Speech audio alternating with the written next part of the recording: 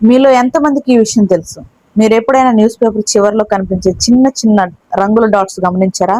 అవి ఎందుకు ఉంటాయో తెలుసా? చాలా మందికి అవి డిజైన్ కోసం పెట్టారని అనిపిస్తుంది, కానీ అసలు కారణం వేరే ఉంది.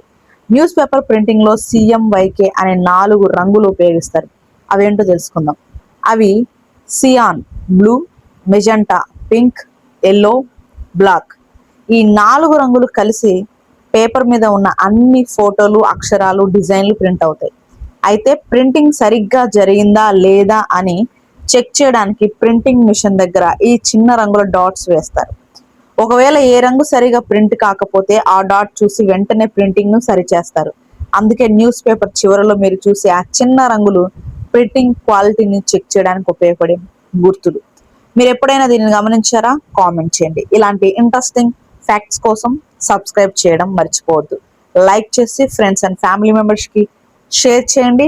Thanks for watching.